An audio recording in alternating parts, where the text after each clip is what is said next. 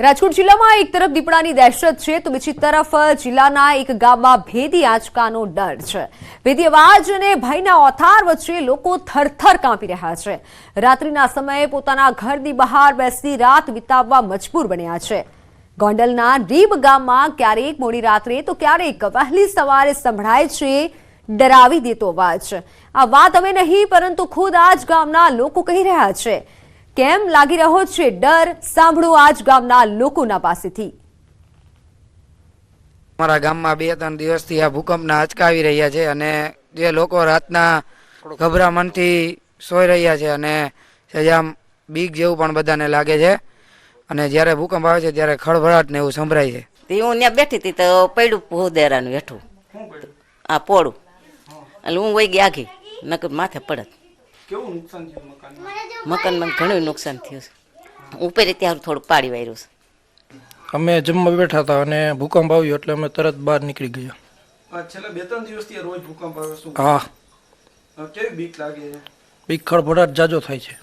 ગોંડલ તાલુકાના રીબ ગામમાં છેલ્લા થોડા દિવસથી જે છે ભૂકંપના આંચકાઓ અનુભવાઈ રહ્યા છે તો ક્યારેક જે છે ભેદી ધડાકાઓ પણ સંભળાઈ રહ્યા છે। ગામના અનેક મકાનો એવા છે કે જે તિરાડો પણ પડી છે તો સાથે જ અવારનવાર સંભળાતા ભેદી ધડાકા તેમજ આંચકાથી ગામના લોકો પણ ચિંતિત છે। તો મોડી રાત સુધી ગામના આગેવાનો જે છે એ ભર શિયાળે તાપણું કરી અને જે છે ગામનું ધ્યાન રાખી રહ્યા છે। હાર્દિક જોશી, ન્યૂઝ 18 ગુજરાતી, રાજકોટ। અંદાજિત 3500ની વસ્તી ધરાવતા ગામમાં ભેદી ધડાકાના કારણે લોકોના મકાન જર્જરિત સ્થિતિમાં જોવા મળી રહ્યા છે। અહીંયા 2-3 નહીં પરંતુ 20 જેટલા મકાનો એવા છે કે જ્યાં મોટી મોટી તિરાડો પડી છે। કેટલીક જગ્યાએ તિરાડો પડી છે તો કેટલીક જગ્યાએ મસ્ત મોટા ગાબડાઓ પડ્યા છે। કેટલીક જગ્યાએ નવા બનેલા મકાનની દિવાલો તૂટી છે। એટલું જ નહીં, નવા મકાનની લાદી પણ ઉપસી ગઈ છે। ભયનો માહોલ છે અને ગામના માણસો જાગે છે તાપણું કરી અને થોડીક બીક તો લાગે જ પછી આવું થાય એટલે આવું 3-4 દિવસથી થાય છે। ગામમાં મકાનોમાં તિરાડો પડી છે। નિરૂપા જાડેજા અને બધાયના જુવાનિયા સહિત બધાયને એલર્ટ કર્યા છે કે જાગવું રાતે અને ધ્યાન રાખવું અને અમે જાગી છીએ। ઠંડીની ઋતુ વચ્ચે લોકો પોતાના ઘરમાં જ રહેતા હોય છે ત્યારે રીબ ગામના લોકોની ધડાકાએ ઊંઘ છીનવી લીધી હોય તેવું જોવા મળ્યું છે। રીબ ગામના સરપંચ, ઉપસરપંચ સહિતના ગામ આગેવાનો ગામના પાદરે બેસી રાત વિતાવે છે।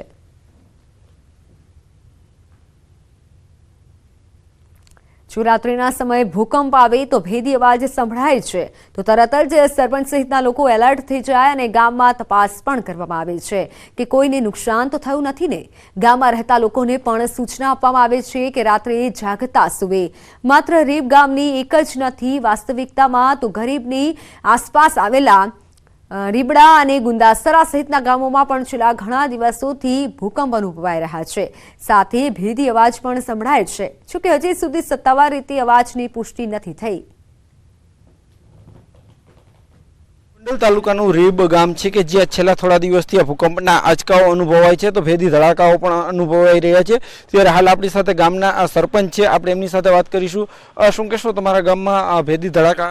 4-5 દિવસથી ધરતીકંપના આંચકા આવે છે અને પરમદી વધારે આંચકો આવ્યો હતો અને તાલુકામાંથી પણ મને જાણ કરી હતી અને તાલુકામાં જાણ કરી હતી મામલતદાર સાહેબને અને બહુ તકલીફ જેવું નથી ગામમાં કાંઈ। અને રાતે અમે આ બધા હજી સંગઠન જે ભાઈબંધ દોસ્તાર બધા બેહી અને ગામને સચેત કરી કે ભાઈ જાગતા હું અને એવું કાંઈ હોય તો અમે મદદે જઈ। ખાસ તાપણું પણ કર્યું છે। હા, એ તો બધું કરવું જ પડે ને, આખી રાત કેવી રીતે કાઢવી। કેવી ગામમાં બીક છે? થોડોક તો ભય તો હોય જ ને ભાઈ, આ ભગવાનનું મોકલેલું એ ભય તો હોય જ ને। ગામમાં નુકસાની થઈ રહી, તિરાડું પડી? આ તિરાડું પડીને એવું થોડું ઘણું નુકસાન થયું છે બધે, પણ બહુ વાંધો નથી। ચોક્કસથી હાલ જે રીતના વાત કરવામાં આવતા ગામના સરપંચ કહી રહ્યા હતા કે જે રીતના સરપંચ પણ અત્યારે સરપંચ સહિતના આગેવાનો છે તે લોકો જાગતા હોય છે। ખાસ કરીને રાતના સમય જ્યારે થોડું પણ ભય જેવું લાગે છે તો તરત જ ગામના લોકોને એલર્ટ કરે છે। તો કહી શકાય કે જો જરૂર પડે તો તરત ગામના મદદે પણ જતા હોય છે। અત્યારે શિયાળાની કડકડતી ઠંડી પડી રહી છે ત્યારે ઠંડીથી બચવા ખાસ તાપણાનો સહારો પણ લેતા હોય છે। પરંતુ વાત કરવામાં આવે તો જે છે રીબ ગામમાં છેલ્લા થોડા દિવસથી આ ભૂકંપ આવી રહ્યો છે। રીબડા તળેજા, ગુંદાસરા સહિતના જે ગ્રામ્ય વિસ્તારો છે ત્યાં પણ ક્યાંક ભયનું વાતાવરણ જોવા મળતું હોય છે.